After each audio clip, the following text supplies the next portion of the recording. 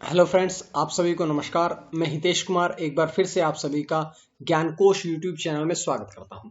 देखिए दोस्तों, आज की वीडियो में हम क्या पढ़ने वाले हैं। आज की वीडियो में हम पढ़ेंगे कि 1901 से लेकर के 2022 तक जितने भी भारतीय जिन्होंने नोबेल पुरस्कार जीता है उनके बारे में, केवल नोबेल पुरस्कार ही नहीं बल्कि उनके बारे में पूरी जानकारी हम आज की वीडियो में पढ़ने वाले हैं। तो बिना कोई समय खराब किए चलिएगा दोस्तों, आज की वीडियो को शुरू कर लेते हैं। सबसे पहले मैं बात करता हूं कि नोबेल पुरस्कार होता क्या है। तो सबसे पहली बात तो आपको यही पता होनी चाहिए कि नोबेल पुरस्कार जो है वो आपका होता क्या है।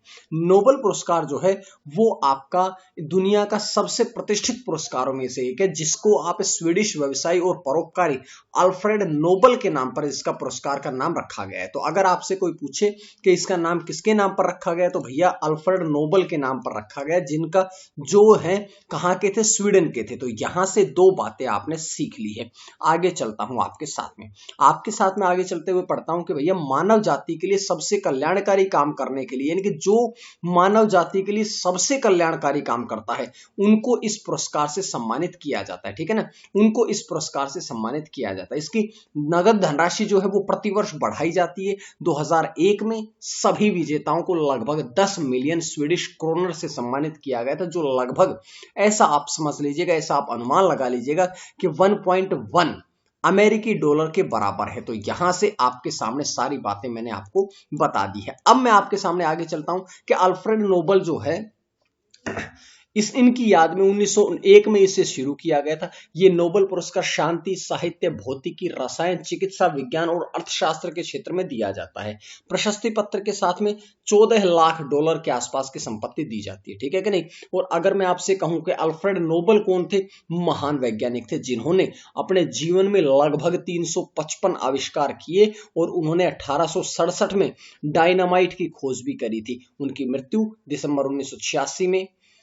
उन्होंने अपनी मृत्यु से पहले एक संपत्ति का एक बड़ा हिस्सा ट्रस्ट को दान दे दिया था, और वही ट्रस्ट जो है वो नोबेल पुरस्कार का वितरण करती है। अब मैंने कहा कि भाई नोबेल पुरस्कार के क्षेत्र कौन कौन से हैं। अब कौन कौन से क्षेत्र हैं, सबसे पहले आपका भौतिकी विज्ञान, फिजिक्स, रसायन विज्ञान, केमिस्ट्री, फिजियोलॉजी या चिकित्सा बोल लीजिएगा, इसको मेडिसिन बोल सकते हैं, अर्थशास्त्र, इकोनॉमिक्स, साहित्य, लिटरेचर, शांति, पीस के क्षेत्र में दिया जाता है। मैंने आपको हिंदी और इंग्लिश दोनों में इसलिए बताया क्योंकि आपके हमारे साथ में इंग्लिश और हिंदी मीडियम वाले बच्चे भी जुड़े हुए होंगे। तो चलिएगा दोस्तों, अब हम शुरू करते हैं कि शुरुआत कब से हुई थी। इसकी शुरुआत जैसा कि आप जानते हैं कि 1901 से हुई थी, और आज भी इसे दुनिया का सबसे प्रतिष्ठित सम्मान जो है वो माना जाता है। उसके बाद में मैं बात कर लेता हूं आपसे कि पिछले 120 वर्षों में नोबेल पुरस्कार विजेताओं की कुल संख्या में 9 भारतीय पुरस्कार विजेता है, जिन्हें विभिन्न श्रेणियों में इस पुरस्कार से सम्मानित किया गया है। अब मैं बात करता हूं एक एक करके कौन कौन है। पहले एक वन लाइनर में पढ़ूंगा, फिर पूरी जानकारी आपके बीच में आएगी। सबसे पहले कौन है, रविंद्रनाथ टैगोर, जिन्हें साहित्य के क्षेत्र में 1913 में दिया गया था। सीवी रमन दूसरे, जिनको भौतिकी के क्षेत्र में 1930 में दिया गया। हरगोविंद खुराना, जिन्हें चिकित्सा के क्षेत्र में 1968 में दिया गया। मदर टेरेसा, जो कि शांति के क्षेत्र में 1979 में दिया गया। सुब्रमण्यम चंद्रशेखर, भौतिकी के क्षेत्र में 1983 में। अमर्त्य सेन, अर्थशास्त्री, जिनको 1998 में। वेंकट रमन राधाकृष्णन, जिनको जो कि रसायन विज्ञान के क्षेत्र में 2009 में दिया गया। कैलाश सत्यार्थी, जिन्हें शांति के क्षेत्र में, पीस के क्षेत्र में आपका 2014 में पुरस्कार दिया गया। और अभिजीत बनर्जी, जिनको 2019 में अर्थशास्त्र का पुरस्कार दिया गया था। अब ये तो हुई शॉर्ट बातें, एक एक करके पूरी बात पढ़ता हूं। देखिएगा, सबसे पहला पुरस्कार दिया गया था रविंद्रनाथ टैगोर को, गुरुदेव रविंद्रनाथ टैगोर को। मैंने आपसे कहा कि भैया 1913 में साहित्य के लिए नोबेल पुरस्कार जीतने वाले पहले एशियाई भारतीय थे। पहले एशियाई नहीं, बल्कि आप समझ लीजिएगा कि पहले गैर यूरोपीय भी थे। यूरोप में को किसी भी व्यक्ति को यह पुरस्कार उनसे पहले नहीं दिया गया था, इस बात को आप परिचय कर लीजिएगा। मैंने कहा कि भैया उस समय तो देखो 1913 की बात करता हूं तो उस समय भारत जो था ब्रिटेन का उपनिवेश था, उस समय ये पुरस्कार दिया गया था। अगर मैं रविंद्रनाथ टैगोर के जन्म की बात करता हूं तो उनका जन्म कोलकाता में हुआ। कब हुआ? 7 मई 1861 में हुआ। उन्होंने कहा कि भैया उनके पिता जो थे वो शिक्षा के मुक्त प्रवाह के सिद्धांत में विश्वास करते थे, तो उन्होंने भौतिक विश्वविद्यालय में भाग नहीं लिया। ठीक है। 1978 में उन्हें कानून का अध्ययन करने के लिए कहां भेज दिया गया? इंग्लैंड भेज दिया गया। और उनको एक बड़ी प्रसिद्ध बात क्या थी कि वो शेक्सपियर के नाटकों को पढ़ना पसंद करते थे। तो देखिएगा कहां से थ्योरी, कहां से उनकी कविताएं, कहां से उनके गीत निकले हैं, शेक्सपियर की कविताएं पढ़ के। 1980 में टैगोर ने नाटक, लघु कथाएं, उपन्यास, कविता और गीत लिखने शुरू कर दिए। उनकी अपनी अलग शैली थी जिसका नाम दिया गया रविंद्र संगीत। और आपसे एक बात और बता देता हूं कि उन्होंने 2 राष्ट्रों के राष्ट्रगान लिखे हैं। अगर हम भारत के जनगण मन की बात करते हैं तो उन्होंने रविंद्रनाथ टैगोर ने लिखा। और अगर बांग्लादेश के राष्ट्रगान की बात करता हूं, अमर सोनार बांग्ला, ये भी टैगोर का लिखा हुआ है। अगर मैं बात करता हूं आपसे कि इंग्लैंड ने, ब्रिटेन ने उन्हें नाइटहुड की उपाधि दी गई, लेकिन जलियांवाला बाग हत्याकांड के खिलाफ एक भारतीय होने के कारण, क्योंकि भारतीय मिट्टी का भी तो उन्होंने कर्ज चुकाना था, और इस मिट्टी का कर्ज चुकाने के लिए उन्होंने इस जलियांवाला बाग घटना के बाद इसे अस्वीकार कर दिया गया। उसके बाद में देखिएगा 1915 में नाइटहुड की उपाधि मिली, 1919 में वापस लौटा दी, 1913 में उन्हें साहित्य के क्षेत्र का नोबेल पुरस्कार दिया गया। ये बात आपके सामने आ गई है सारी। दूसरे व्यक्ति कौन है? सीवी रमन, यानी कि चंद्रशेखर वेंकट रमन। अब इनके बारे में थोड़ी बातें समझ लीजिएगा। मैंने कहा कि मेरे भाई इनके बारे में थोड़ी बातें क्या पढ़ते हैं, इनके बारे में थोड़ी बातें ये पढ़ते हैं कि अगर हम बात करते हैं प्रकाश के प्रकीर्णन में अपने विशिष्ट कार्य के लिए भारत के दूसरे नोबेल पुरस्कार विजेता चंद्रशेखर वेंकट रमन बने हैं। अगर मैं इनके जन्म की बात करता हूं तो 7 नवंबर 1988 को तिरुचिरापल्ली में मद्रास प्रेसिडेंसी में एक साधारण हिंदू परिवार में जन्म हुआ और 1917 में कोलकाता विश्वविद्यालय में प्रोफेसर के रूप में इन्हें नामित किया गया। यूरोप की पहली यात्रा पर भूमध्य सागर को देख करके इन्होंने समुद्र के नीले रंग के कारणों का पता न लगाने के लिए प्रेरित करते थे। अब मैं कहता हूं कि भैया सीवी रमन ने इंडियन जर्नल ऑफ फिजिक्स की स्थापना करी, IITC, IISc बेंगलुरु के पहले भारतीय निदेशक बने और बेंगलुरु में रमन रिसर्च इंस्टीट्यूट की स्थापना भी किसने करी? सीवी रमन ने करी। उनके शोध को रमन इफेक्ट या रमन स्कैटरिंग के नाम से जाना जाता है। उस दिन इनकी खोज का दिन था 28 फरवरी, भारत में राष्ट्रीय विज्ञान दिवस के रूप में मनाया जाता है। तो आपका इंपॉर्टेंट प्रश्न हो गया कि इनका जन्म दिवस जो है वो किस रूप में मनाया जाता है? राष्ट्रीय विज्ञान दिवस के रूप में मनाया जाता है। तीसरे व्यक्ति कौन थे नोबेल पुरस्कार जीतने वाले? हरगोविंद खुराना, जिनका जन्म पंजाब में 9 फरवरी 1922 में हुआ। इन्होंने अपने स्कूली शिक्षा और कॉलेज शिक्षा पंजाब राज्य से करी। भारत सरकार की फेलोशिप पर वो लिवरपूल विश्वविद्यालय से कार्बनिक रसायन विज्ञान का अध्ययन करने के लिए कहां चले गए? इंग्लैंड चले गए। क्यों? क्योंकि उस समय भारत में इंग्लिश की शिक्षा नहीं प्रदान की जाती। वैसे भारत देश में प्राचीन समय से ही शिक्षा का केंद्र भारत रहा है, लेकिन इंग्लिश लैंग्वेज की क्योंकि भारत सरकार ने फेलोशिप देती थी, इंग्लैंड भेजती थी, तो ये फेलोशिप के द्वारा वहां पर गए हैं। उन्होंने आनुवांशिकी पर अपने विशिष्ट शोध के लिए चिकित्सा 1968 में नोबेल पुरस्कार जीता और उन्होंने अपने साथी शोधकर्ता मार्शल डब्ल्यू निरेनबर्ग के साथ में ये पुरस्कार साझा किया था। यानी कि हरगोविंद खुराना को 1968 में अकेले को नहीं दिया गया था, बल्कि इनके साथी भी थे जिनके साथ में इन्होंने ये पुरस्कार शेयर करना पड़ा था। मैंने कहा कि भैया 1978 में हरगोविंद खुराना को एक विदेशी सदस्य के रूप में रॉयल सोसाइटी के लिए चुना गया था। ये बात आप सारे के सारे समझ लेंगे। तीसरे व्यक्ति हुए। चौथे नंबर पर मदर टेरेसा। अब आप कहोगे सर मदर टेरेसा तो भारतीय नहीं थी। भैया ये तो आपके अल्बानियाई थी, रोमन कैथोलिक नन थी, मिशनरी थी। इनका जन्म सर्बिया में हुआ 26 अगस्त 1910 को हुआ। मदर टेरेसा का पूरा नाम समझिएगा, आपने शायद पहले ना सुना हो कि एशग्रेन गोंजा बोंजाझिउ इनका पूरा नाम था, इनका ऑफिशियल नाम था, इनका जो पासपोर्ट का नाम था, आप समझिएगा इनका खुद का नाम था।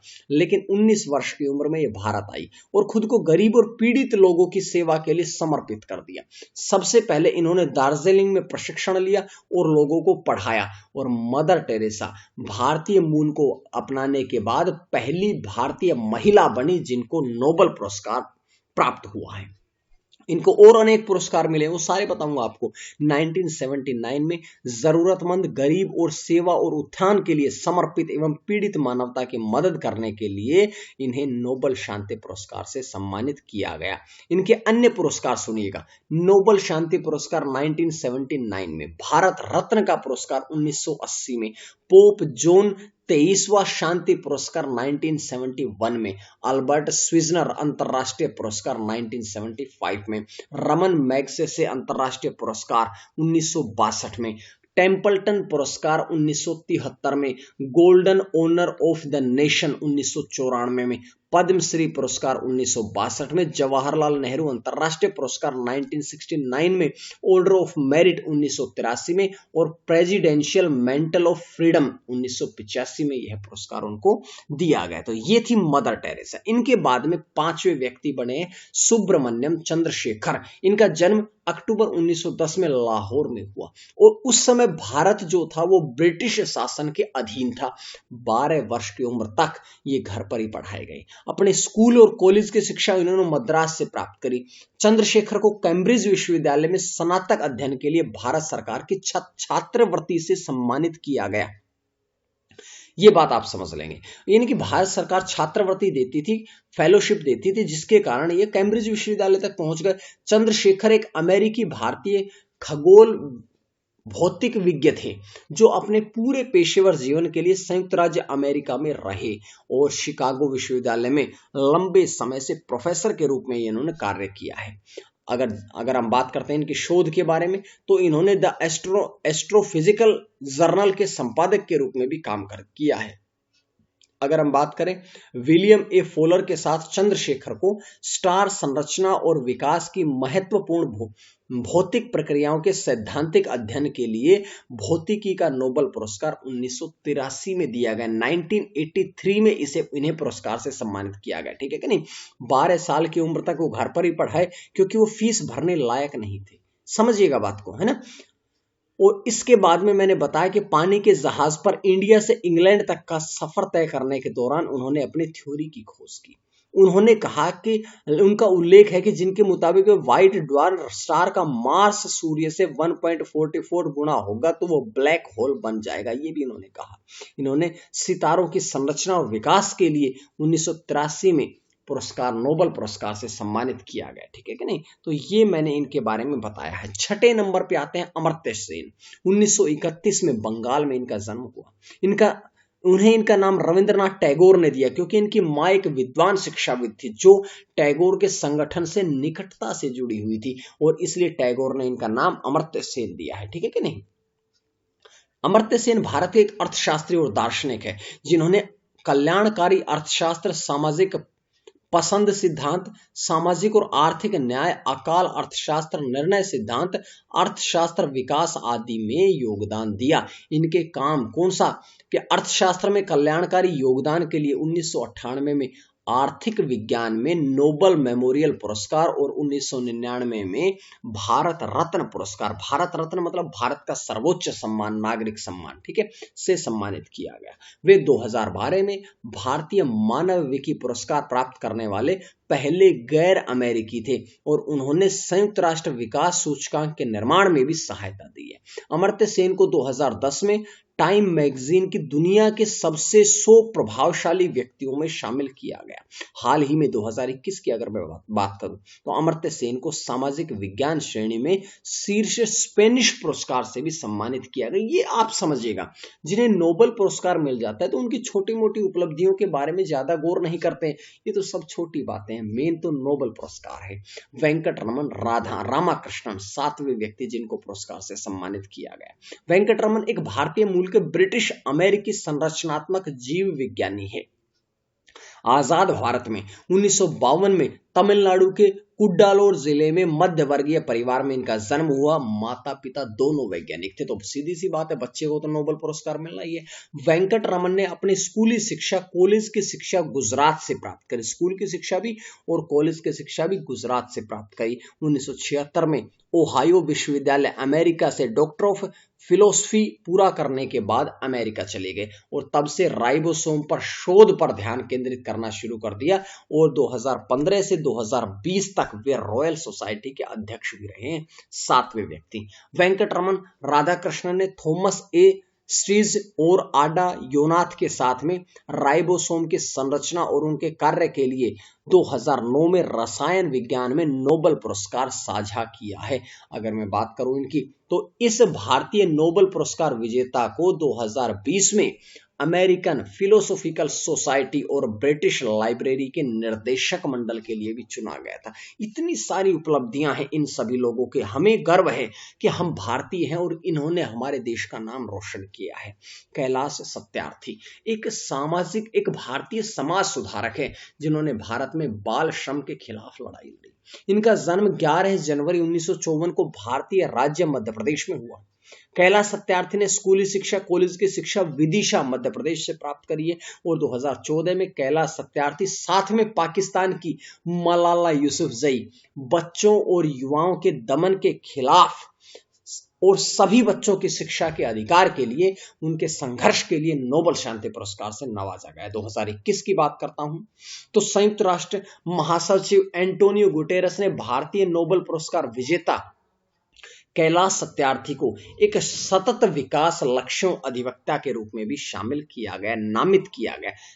कैलाश सत्यार्थी के बारे में समझिएगा, 1954 में जन्म हुआ। बचपन बचाओ आंदोलन चलाते थे, क्योंकि बचपन बचाओ मतलब बच्चों को बचाने के, बच्चों का भविष्य बचाने का आंदोलन चलाते थे। इलेक्ट्रिकल इंजीनियर सत्यार्थी ने बच्चों के काम करने की खातिर 26 वर्ष की उम्र में अपना कैरियर छोड़ दिया।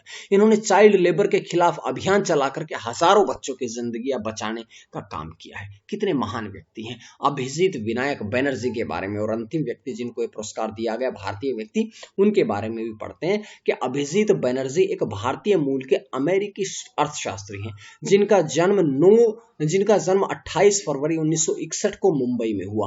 माता पिता दोनों ही कोलकाता में अर्थशास्त्र के प्रोफेसर थे। अगर मैं बात करता हूं अभिजीत बैनर्जी, इन्होंने अपनी स्कूली शिक्षा, कॉलेज शिक्षा कहां से? कलकत्ता से प्राप्त करी। बाद में इन्होंने अमेरिका में हार्वर्ड विश्वविद्यालय से डॉक्टरेट की उपाधि प्राप्त करी। बैनर्जी वर्तमान में मैसाचुसेट्स ऑफ टेक्नोलॉजी MIT में अर्थशास्त्र के फोर्ड फाउंडेशन इंटरनेशनल प्रोफेसर है। MIT मैसाचुसेट्स ऑफ टेक्नोलॉजी में प्रोफेसर बनने से पहले ये हार्वर्ड विश्वविद्यालय और प्रिंसटन विश्वविद्यालय में पढ़ा चुके हैं। और अभिजीत बैनर्जी के बारे में मैं बता देता हूं कि 2019 में एस्थर डुल्फो और माइकल क्रेमर के साथ वैश्विक गरीबी को कम करने के लिए उनके प्रयोगात्मक दृष्टिकोण के लिए आर्थिक विज्ञान में उन्हें नोबेल मेमोरियल पुरस्कार से सम्मानित किया गया। ये हैं हमारे अभिजीत बैनर्जी। तो मेरे भाइयों, मेरे दोस्तों, मेरे छात्रों, मेरे बच्चों, सिंपल सी बात है, मैंने आपको सारी बातें बताई है। आपको नोबेल पुरस्कार विजेता 9 व्यक्ति जिनको नोबेल पुरस्कार विजेता बनाया गया, भारतीय व्यक्ति, उनके बारे में मैंने पूरी जानकारियां आपको दे दी है। तो मुझे उम्मीद है कि आपको ये वीडियो पसंद आई होगी। अगर आपको पसंद आई, ऐसी ही वीडियो आप और भी चाहते हैं, तो मेरे ज्ञानकोश यूट्यूब चैनल, आपके अपने ज्ञानकोश यूट्यूब चैनल को सब्सक्राइब कर लीजिएगा। अच्छी लगे तो दोस्तों को शेयर कर दीजिएगा, लाइक कर दीजिएगा, कमेंट कर दीजिएगा, ताकि ऐसी रोज रोज वीडियोज में आपके सामने लाता रहूं। तो आज के लिए इतना ही, फिर मिलूंगा आपको नई वीडियो के साथ, नई जानकारी के साथ। जब तक के लिए स्वस्थ रहें, मस्त रहें। मां सरस्वती की कृपा आप सभी पर बनी रहे। जय हिंद, जय भारत।